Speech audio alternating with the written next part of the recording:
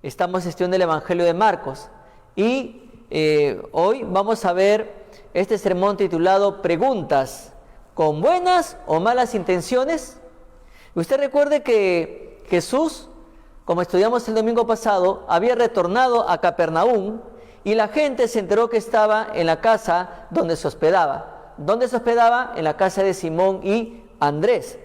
Y recuerde que en esa ocasión 4 amigos habían llevado a un compañero que era paralítico, pero como la multitud estaba demasiado apretada en la casa de Simón y Andrés, pues ellos tuvieron que subir y hacer un forado en el techo para que hacer descender a su amigo, y justo cayó delante de Jesús.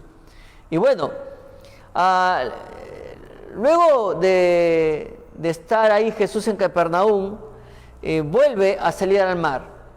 Y es ahí que cuando él sale hacia el mar, la gente se entera y lo busca. Entonces ahí en el versículo 13 encontramos que dice: después volvió a salir al mar y toda la gente venía a él y les enseñaba. Usted recuerda que estamos en el capítulo 2, en el versículo 13.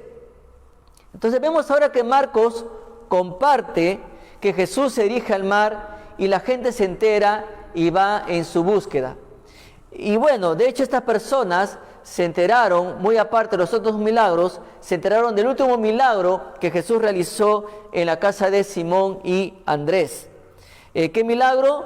Pues se enteraron esta gente del milagro que Jesús hizo en este paralítico. La sanidad que obró Jesús en el paralítico. Y el Señor, pues al ver a tanta gente, aprovechó nuevamente esta oportunidad para instruirles acerca del Evangelio del Reino. Jesús jamás despreció su tiempo, más bien lo aprovechaba para enseñar a los que acudían a Él. Pues el Salvador, nuestro Señor Jesús, no vino a predicar otra cosa, sino que Él vino a predicar el Evangelio y enseñarlo, porque eso era parte de esta gran misión. Esto pues era una práctica permanente, esto era una práctica constante en el Señor Jesús. ¿Para qué? Para alcanzar a otros que se acercaban a Él. Él no se negaba, Él enseñaba la palabra de Dios. Pero la Escritura continúa diciendo que el Señor vio a Leví. Y ahí en el versículo 14 dice: y al pasar vio a Leví, hijo de Alfeo, sentado al banco de los tributos públicos. Ahora, Leví era Mateo. Y muchos estudiosos confirman de que Leví era Mateo. Y algunos por ahí dicen que no, que eran 2 personas diferentes. Pero la mayoría coincide que era la misma persona. Y Leví era de ascendencia judía. Su padre fue Alfeo. Y la Biblia nos comparte que fue un recaudador de impuestos en Capernaum. Lo que notamos acá es que Leví fue rico materialmente, fue poderoso materialmente, pero era totalmente pobre, era totalmente miserable en cuanto a respeto social. Los recaudadores de impuestos eran la gente más odiada y despreciada de Israel. Se les consideraba la basura de la sociedad, y lo peor de todo es que se les consideraban lo peor de los pecadores. Sin embargo, Jesús lo llama a Leví, porque ahí en el versículo 14, en la tercera parte, dice: y le dijo: sígame, y levantándose le siguió. Ya que los recaudadores de impuestos eran señalados negativamente por la sociedad judía, sin embargo, Jesús le invita a seguirle. ¿Para qué? Para que sea su discípulo. Eso es lo que menciona la Nueva Traducción Viviente, ¿no? Jesús le dijo: sígueme para que seas mi discípulo. Esta invitación a seguirle era pues inaceptable. Esta invitación era, en este caso, inconcebible ante los ojos de la élite religiosa judía. Los recaudadores de impuestos eran vistos como traidores a su patria porque todo lo que recaudaban iban a las arcas romanas, en especial a la de Herodes, satisfaciendo la ambición y en este caso el abuso extranjero. Como consecuencia de sus actos, a los recaudadores se les consideraba impuros. Luego se les prohibía ingresar a la sinagoga. Luego se les prohibía atestiguar en la corte judía. Pues los recaudadores de impuestos eran clasificados como ladrones, eran calificados como traidores, eran calificados como mentirosos, eran calificados como los pecadores más viles, para los cuales se consideraba especialmente difícil el arrepentimiento. Entonces, en esta situación, todos escuchan cuando Jesús llama a Leví para que lo siga, para que sea su discípulo. Sin embargo, también hay otro detalle importante, que Leví está emocionado. ¿Por qué? Porque este hombre, Jesús, que ha hecho milagros, que ha estado realizando cosas maravillosas, que causó admiración de tanta gente, este hombre se acerca a Leví y lo llama y le dice, sígueme. Entonces Leví está emocionado, porque el gran rey, Jesús de Nazaret, este gran hombre que está haciendo poderosos milagros, ha aceptado cenar en la casa de Leví. Entonces Leví emocionado le invita pues a cenar en agradecimiento y Jesús acepta. Entonces él llega a su casa, está emocionado, solamente le dice a su esposa y a todos los de la casa, va a venir Jesús de Nazaret a la casa, ha aceptado cenar con nosotros. Entonces se prepara todo y luego él va a avisar a las personas cercanas a él, a las personas de su entorno, a los otros publicanos, a las otras personas que eran consideradas o marcadas negativamente por la sociedad de su época. En una oportunidad, el presidente o el expresidente de la República, Alejandro Toledo, había invitado a un niño a desayunar con él y a almorzar con él en el Palacio de Gobierno. Y una vez que el niño desayunó, inclusive le hicieron unos presentes al niño, luego después de almorzar, lógicamente el presidente le dice al niño, tu mamá debe saber que estás en el Palacio de Gobierno. Y el presidente le pregunta al niño el número del celular de su mamá, el presidente llama a la mamá y la señora contesta y le dice, aló, habla el presidente de la República. Y le cortan la llamada. La mamá no le creyó, le colgó inmediatamente, pensó que era una broma. Es que no es común, es extraño que un presidente se tome el tiempo para llamar a una persona que no está en su entorno. Y esta señora pensó que era una broma y le colgó al presidente. Yo creo que cualquiera de nosotros hubiera hecho lo mismo. En una oportunidad me llamó un pastor, pero él de frente me dijo, el pastor Martín Lazo, sí, buenas tardes, ¿qué desea? Le habla el congresista fulano de tal. ¡Pla! Le colgué. Yo no estoy para perder tiempo para ese tipo de cosas, ¿no?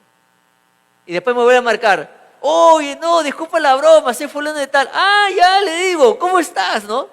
Es que a mí no me gusta perder el tiempo, le dije. Ah, no, pues, y bueno. Es que no es común. No es común. Ay, pastor, qué mal creas usted. No, es que cualquiera haría lo mismo. De repente usted ya va a contestar, ¿no? Usualmente hoy, y a veces conversando con los jóvenes, cuando vemos un número desconocido, ¿qué se hace? Usualmente no se contesta. No se contesta. A veces mi esposa me dice, me están llamando. Y vemos y sale ahí, Ancash o Huaraz. Y qué raro, ¿no? ¿Tú conoces a alguien? ¿Alguien de Huaraz, no? Ah, ya. Entonces no contestes. No contestes. Pero acá en esta ocasión, Leví está emocionado. Está feliz. Porque ese hombre que obró un milagro en tal lugar, luego sanó la suegra de Simón, luego sanó un paralítico, y es un milagro por aquí, es un milagro por allá, y las multitudes lo buscan, y cuando habla, nos quedamos impactados, maravillados de sus palabras, porque sin necesidad de humillarnos, sin necesidad de avergonzarnos con la palabra de Dios, nos llena de paz, nos llena de amor, nos llena de esperanza, y en ese amor nos hace ver que tenemos que arreglar con Dios porque estamos mal espiritualmente. Y ese hombre ha aceptado venir aquí a la casa a cenar. Está emocionado. ¿Y qué hace luego él? Va a avisar a sus conocidos. Aquí en el versículo 15, pues dice: aconteció que estando Jesús a la mesa en casa de él, muchos publicanos y pecadores estaban a la mesa juntamente con Jesús y sus discípulos, porque había muchos que le habían seguido. Ahora, en la casa de Leví había muchos publicanos y pecadores. Recordemos cómo eran vistos los publicanos: traidores, impuros, pecadores, como escoria, ¿verdad? Lo peor de la sociedad. Entonces, estos personajes eran sus conocidos de Leví. Y lo interesante es que cuando uno lee la Nueva Traducción Viviente, allí no dice que Jesús estaba sentado a la mesa en la casa de Leví con muchos publicanos y pecadores. ¿Sabe cómo lo dice la Nueva Traducción Viviente? Ellos dicen que Jesús estaba sentado a la mesa con gente de mala fama. Con gente de mala fama. O sea, era lo peor de lo peor. Eran los representantes de la basura. Eran los representantes de la escoria de la sociedad de aquel entonces. También en la casa de Leví estaban como invitados Jesús y sus discípulos. Y observamos aquí algo interesante. El hecho de que Jesús estuviera en la mesa indica que Él es el invitado de honor y que pasó mucho tiempo conversando y debatiendo muchísimo tiempo con las amistades de Leví. Por supuesto que sí. Imagínense, mis hermanos y mis hermanas, toda esa gente que era señalada, menospreciada, aborrecida por los religiosos de la época de Jesús. ¿Cuántas preguntas no le habrán hecho al maestro aquella noche? Oye, maestro, pero el fariseo tal me dijo que yo soy así y así y que no merezco el amor de Dios. ¿Es así? Maestro, yo soy una ramera, por ahí decía una mujer, yo soy una ramera. El fariseo me dijo que yo no tengo esperanza. Maestro, yo soy esto y me han dicho que no tengo, soy un condenado, que soy una basura. ¿Es así, maestro? Todas esas personas que estaban señaladas, marcadas, discriminadas, aborrecidas, no solamente por la sociedad, sino por los mismos maestros de la palabra de Dios de aquel entonces. Imagínense las preguntas que le hacían a Jesús. Imagínense. Los discípulos de Jesús también estaban allí, escuchando, observando y aprendiendo del Maestro, que a pesar que era el Santo de Israel, no menospreció, no discriminó, no señaló, no acusó a ninguno de ellos. Más bien, ellos estaban ahí como discípulos, estaban ahí como aprendices o estaban ahí como sus seguidores del Señor Jesús. Pero a la vez también, mis hermanos, dice la Escritura que muchos le siguieron. Y el hecho de que Jesús haya llamado a Leví para que le siga, para que sea su discípulo, esto motivó a muchas personas a que comenzaran a creer y seguirle mucho más cuando las personas insignificantes, mucho más cuando las personas aborrecidas, menospreciadas, discriminadas, señaladas por la sociedad, se enteraron que Jesús llamó a un publicano, a un cobrador de impuestos, a un recaudador de impuestos, lo llamó para que sea su discípulo. Y este discípulo, en agradecimiento por ese privilegio, lo invitó a cenar a su casa y Jesús aceptó. Ahora, a la medida que vayamos avanzando, usted se va a dar cuenta por qué esta gente decidió seguirle a Jesús. Ahora, ¿por qué? Miren, en la época de Jesús habían rabinos, y los rabinos eran los maestros o los doctores de la ley. Eran los que se encargaban de enseñar en la sinagoga la escritura. Pero ningún rabino jamás hubiera aceptado compartir la mesa con gente calificada como escoria, como malhechor o como marginados sociales. Mucho menos todavía aceptar la invitación de un cobrador de impuestos a comer a su casa. Para un religioso judío eso era ofensivo, insultante, repulsivo.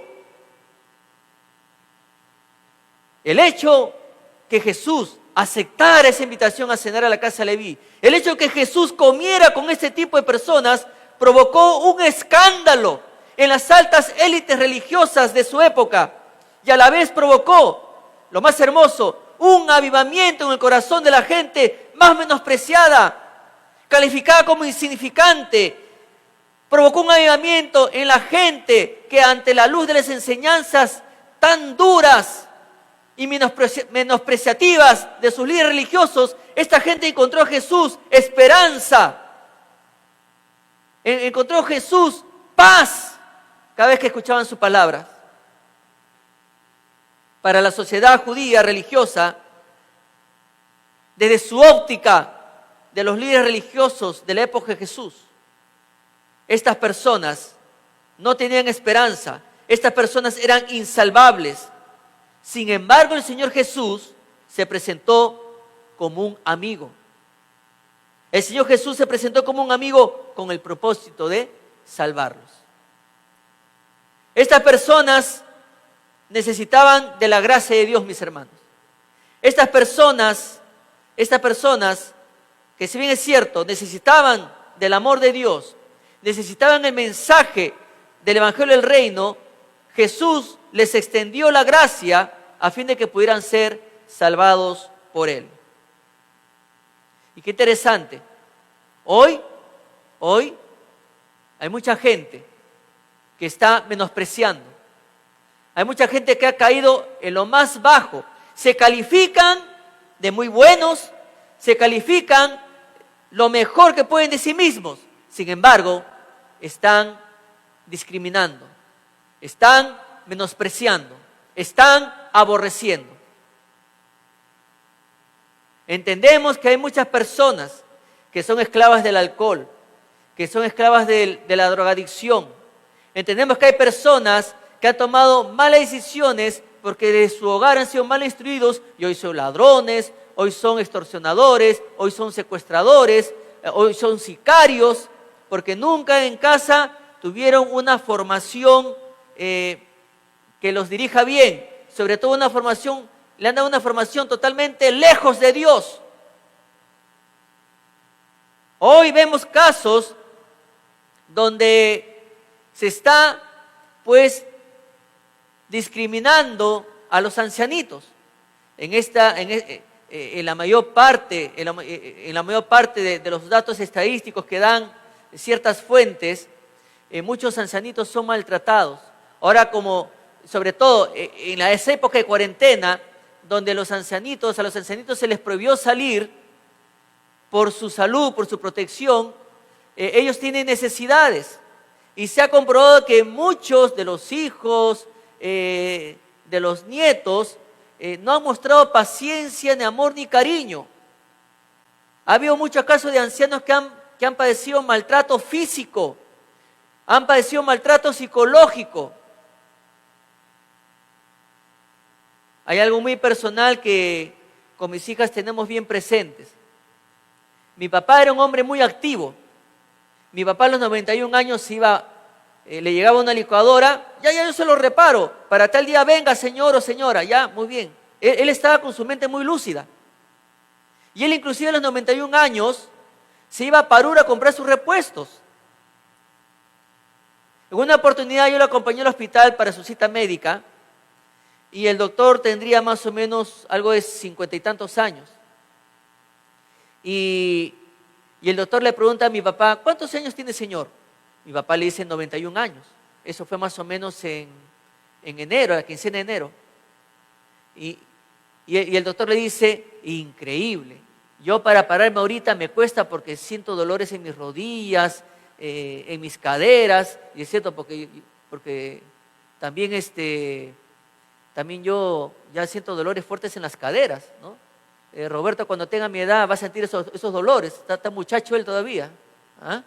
Pero, hermanos, y el doctor se quedó así, sorprendido. 91 años, señor, y usted camina como si nada. Más bien, usted debe chequearme a mí, le dijo el doctor. Chequéeme a mí, le dijo. ¿Ah?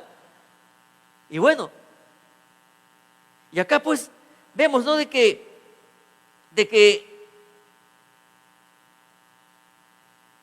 muchas personas han sido maltratadas. Y mi papá estaba activo, totalmente activo.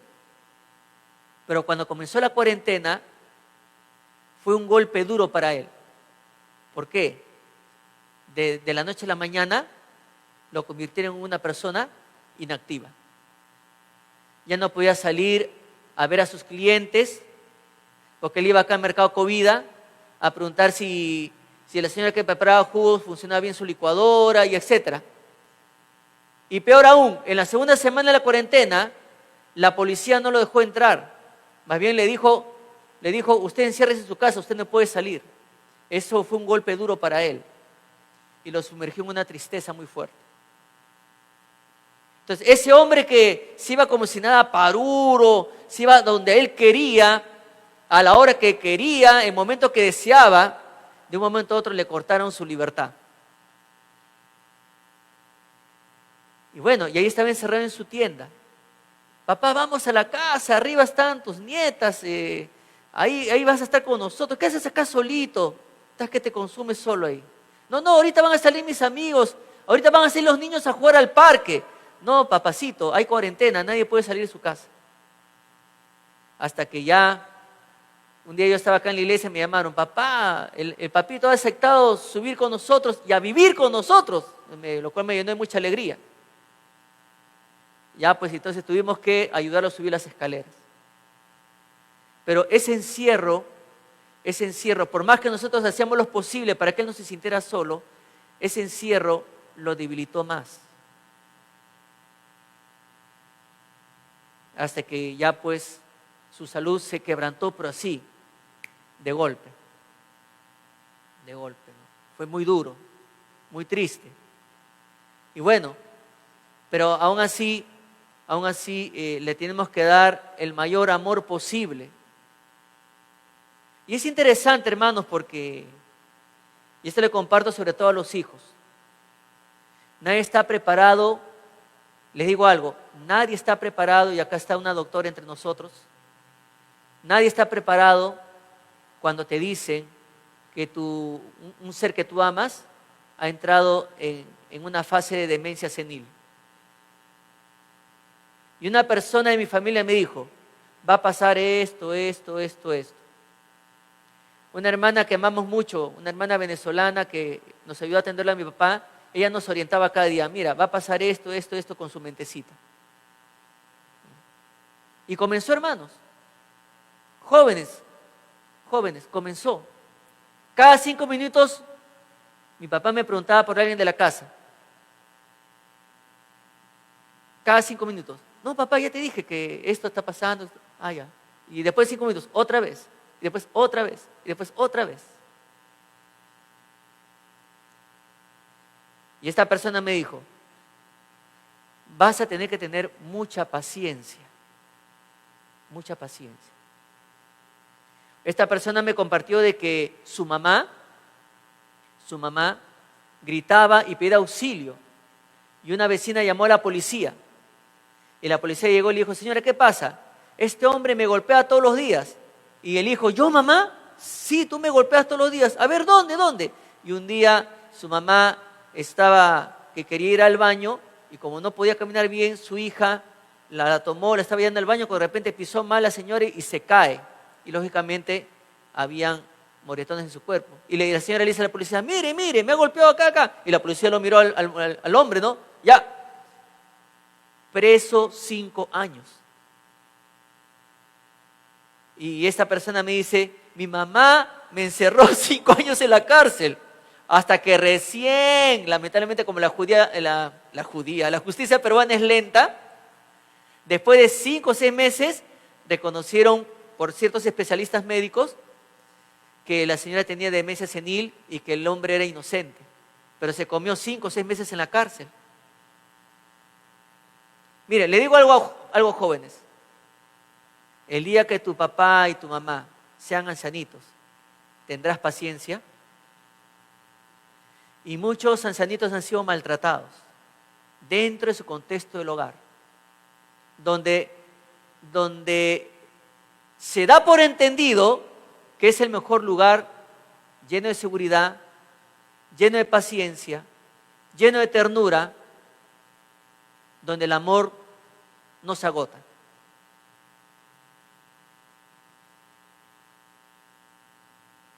Yo recuerdo que era Día del Padre, el año pasado, y a las 6 de la mañana, mi papá ya no dormía en las noches, y yo me levanto a las 6 de la mañana, y papá, vamos a prepararnos. ¿Por qué? Me dice, hoy es el Día del Padre.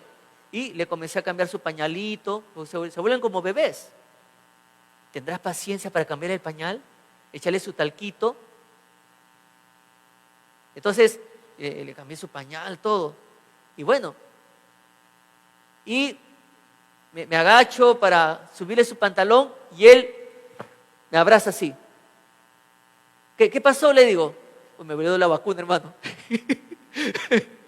¿Qué pasó, papá? ¿Qué pasó? Ahora tú eres mi papá, me dice. ¿Por qué? Le digo. Porque ahora estás haciendo todo lo que decía por ti cuando eras bebé.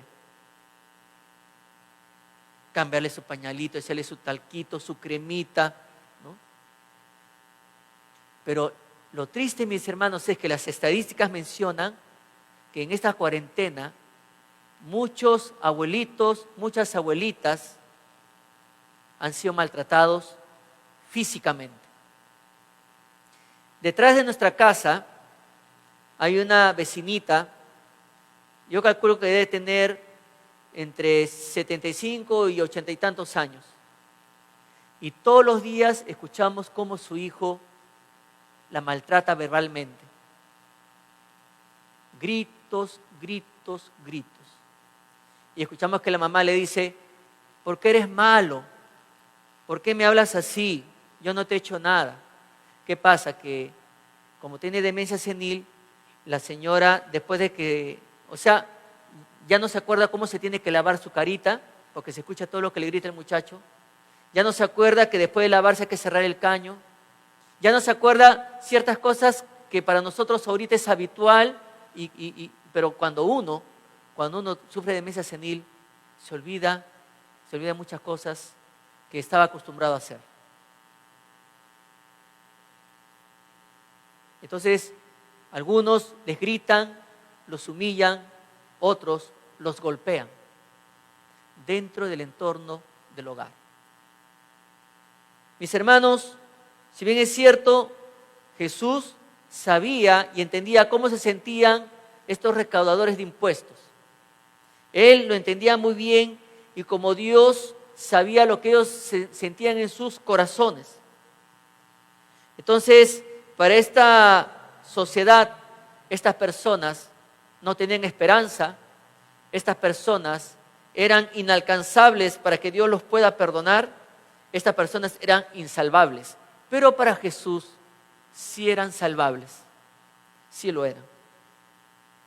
Ahora, entremos pues al clímax de esta porción. La interesante pregunta de los líderes religiosos.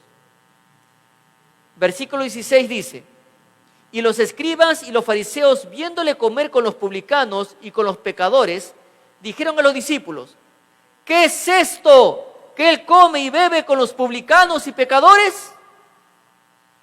Qué interesante. Hay dos palabras interesantes acá, escriba y fariseos.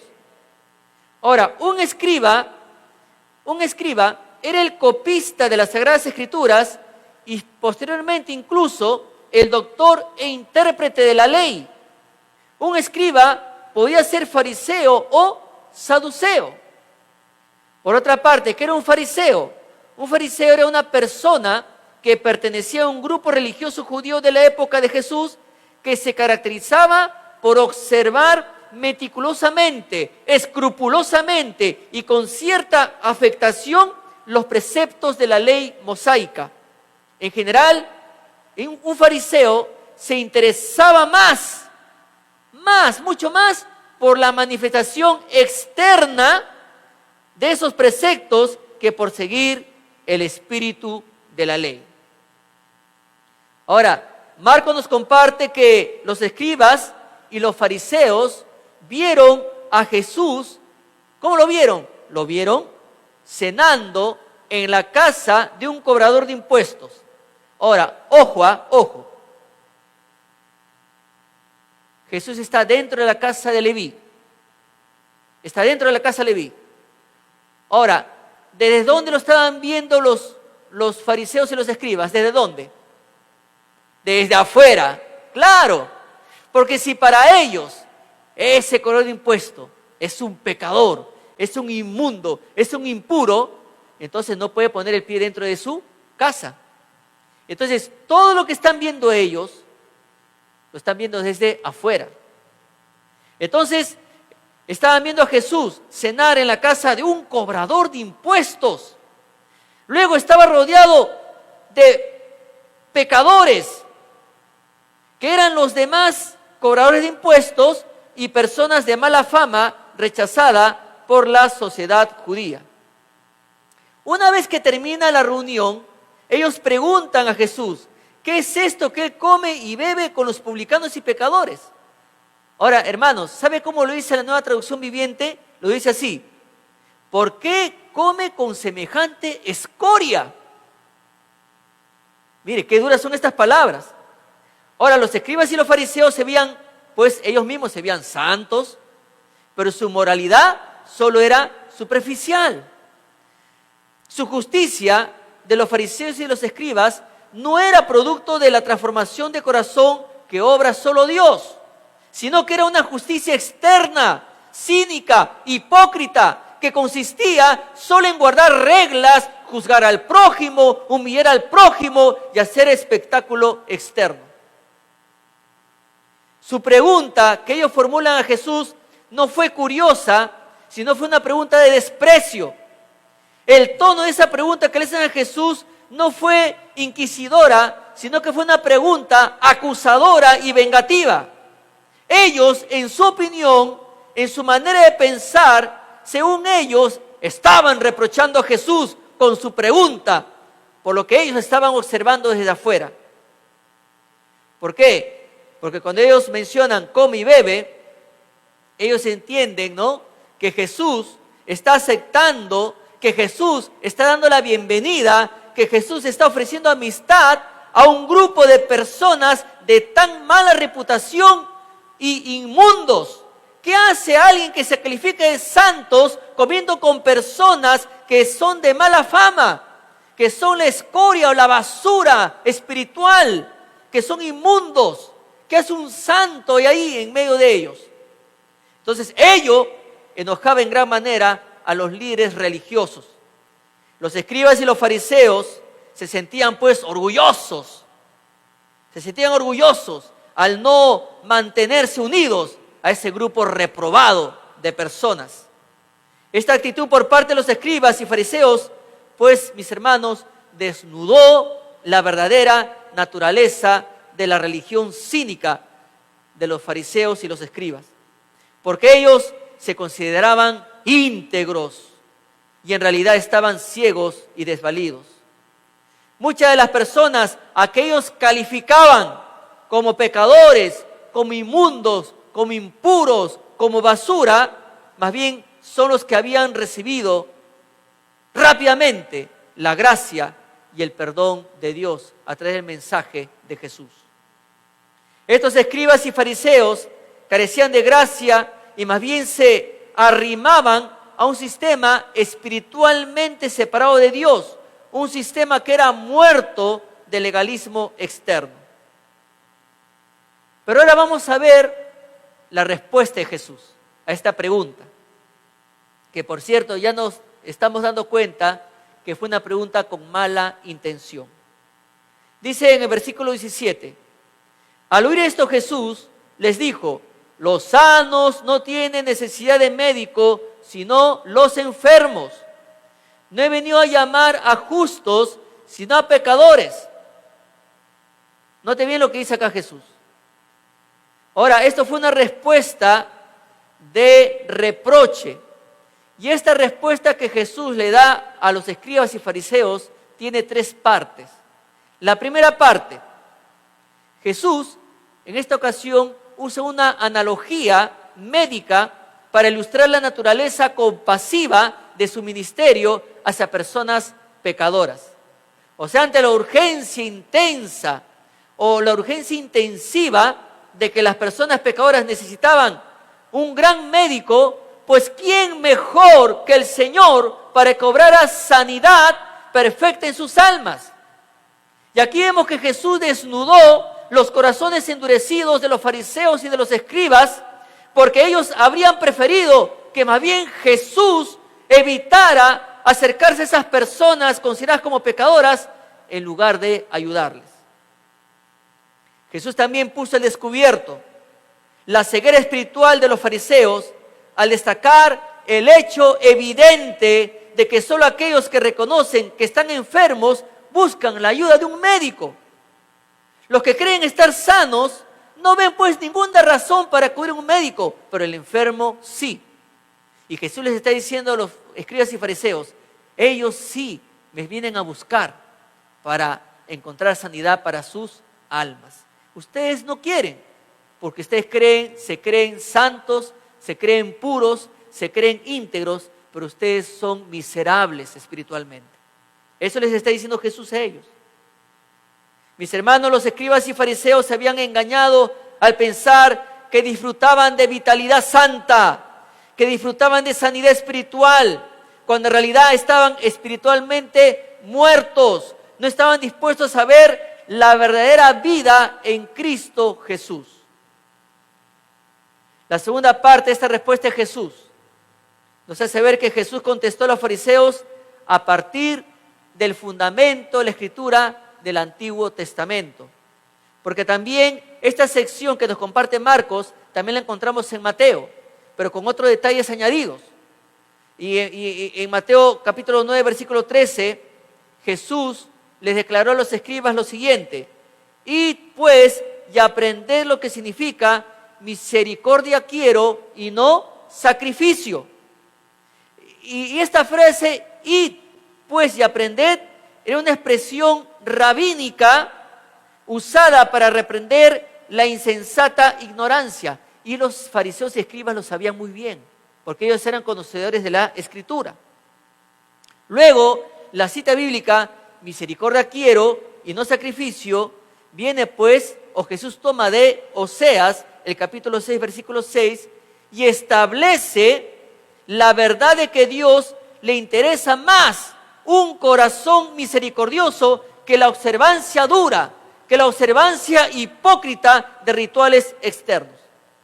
Es por eso que en el Antiguo Testamento encontramos, por ejemplo, en Proverbios, en el capítulo 21, versículo 3, dice Proverbios, hacer justicia y juicio es a Jehová más agradable que sacrificio. Pero también un versículo muy conocido por todos en Miqueas capítulo 6, versículo 8, que dice ahí, hombre, Él te ha declarado lo que es bueno, ¿y qué pide Jehová de ti? Solamente hacer justicia y amar misericordia y humillarte ante tu Dios. Dejar obrar a Dios en lo profundo de tu alma. Recuerde lo que Dios le dijo a Samuel. ¿Qué le dijo Dios a Samuel cuando estaba Dios buscando un rey para Israel? Le dice, Jehová no mira lo que mira el hombre, pues el hombre mira lo que está delante de sus ojos, pero Jehová ¿qué mira? El corazón. Y eso está en 1 Samuel capítulo 16, versículo 7. Mis hermanos, el legalismo insensible puede parecer santo por fuera, pero no agrada a Dios, porque Dios examina los pensamientos y las intenciones. En su falta de voluntad para mostrar misericordia a los demás, los escribas y fariseos dejaron ver la condición corrupta y baja de sus corazones. Aunque afirmaban guardar de modo genuino la ley de Dios, afirmaban guardar de manera religiosa la ley de Dios, el uso que el Señor hizo de Oseas 6:6 puso al descubierto su incapacidad espiritual de los maestros de la ley.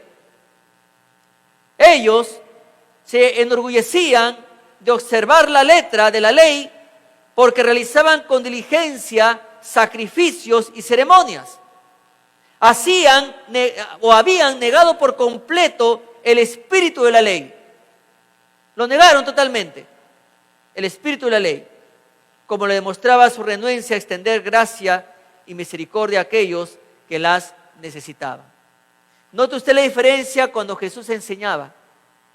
La gente acudía a Él porque quería escucharle. Pero note usted bien cuando los escribas y fariseos enseñaban. La gente se sentía señalada, la gente se sentía marcada, la gente se sentía despreciada, la gente se sentía discriminada y sobre todo sin esperanza. Pero el mensaje de Jesús, usando la misma palabra de Dios que usaban los escribas y fariseos, el mensaje de Jesús era totalmente diferente.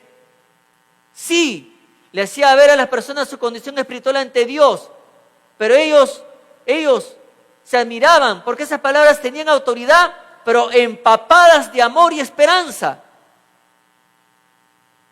Lo que pasa es que estos señores estaban empapados de legalismo, y el legalismo endurece el corazón. Y por último, la tercera parte de esta respuesta de Jesús. Jesús reiteró el propósito de su ministerio cuando declaró: no he venido a llamar a justos, sino a pecadores.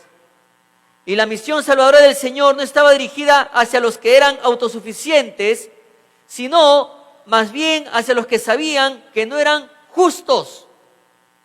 A ellos apuntaba el Señor. Por eso es que no había venido a llamar a legalistas hipócritas a su reino. Al contrario, vino para salvar a aquellos que sabían que eran pecadores. Y esto es increíble, hermanos, porque cuando usted sale a testificar, muchas veces la gente dice: no, ¿qué me va a querer recibir Dios si supiera usted quién soy yo? O sea, hay gente que conscientemente sabe que no merece el perdón de Dios. Sea que haya cometido un asesinato, un robo o una mentira pequeña. Porque nosotros los humanos calificamos, ¿no? Mentira piadosa, mentira blanca, mentira negra. Yo recuerdo un amigo en el colegio, cuando un muchacho decía una broma inadecuada, mi amigo gritaba: ¡pecado blanco!, decía él. Pero cuando a un muchacho expresaba una grosería, él se paraba de su asiento y así literalmente se paraba sobre la carpeta y te señalaba: ¡pecado mortal! Te miraba con unos ojazos. Y nosotros imagínate cómo estamos asustados. Nosotros decíamos: este pata está cerca de Dios, ¿no? Uno se sentía pues sucio, ¿no? Indigno. Los fariseos, mis hermanos, por supuesto, se consideraban justos. En consecuencia, suponían con arrogancia que no necesitaban en ninguna manera arrepentirse. El autoengaño en que se hallaban dio lugar a un fatal diagnóstico erróneo que ellos mismos hicieran de su condición espiritual. En sus propias mentes ellos se creían santos, pero en realidad estaban más perdidos, eran más miserables, eran más impuros, más pecadores que los recaudadores de impuestos que sabían que eran rechazados conscientemente por Dios. O sea, el recaudador de impuestos decía: yo merezco ser rechazado por Dios por lo malo que he ejercido mi trabajo. he robado a mi prójimo, he estafado por aquí, ¿no? Y bueno, mis riquezas no son producto de mi trabajo, sino de lo malo que he hecho en mi trabajo, porque he extorsionado a mucha gente. O sea, ellos eran conscientes. Sin embargo, Jesús les hace ver a los escribas y fariseos que ellos eran más pecadores que los recaudadores de impuestos, porque siquiera ellos reconocen su pecado, pero ustedes no, les decía Jesús. Mis hermanos, la discriminación, el señalar negativamente a las personas no ha menguado. ¿Y sabe lo más peligroso? Esto es contagioso. ¿Qué aprendemos de todo esto? Tengamos un corazón como el de Jesús, para acercarnos a las personas con los ojos y el amor de Jesús.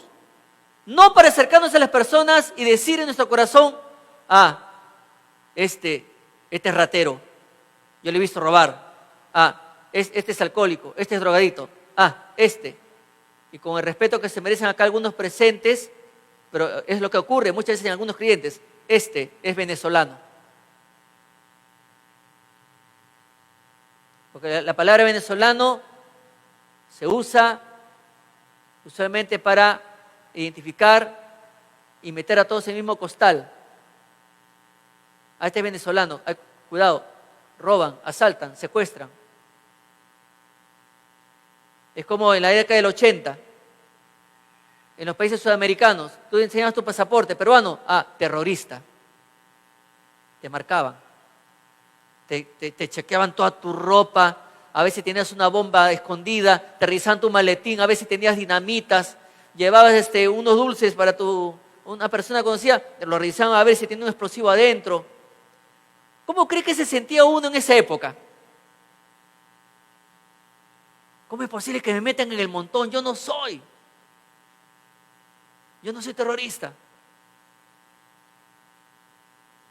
Y muchas veces metemos a todos en el mismo costal erróneamente.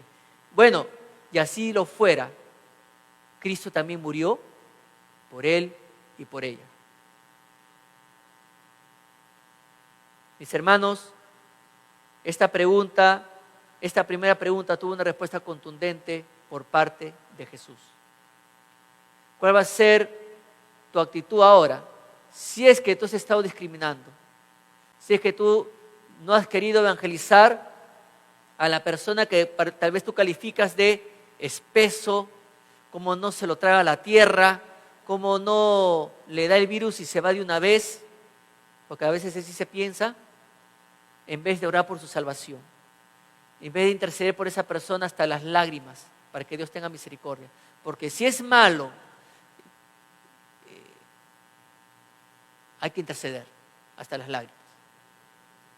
Muchas veces oramos por los que nos caen bien, pero también Dios nos pide que intercedamos por aquellos que hacen daño, sin separar. Hay que orar por todos, por la salvación de todos, los que no conocen a Cristo.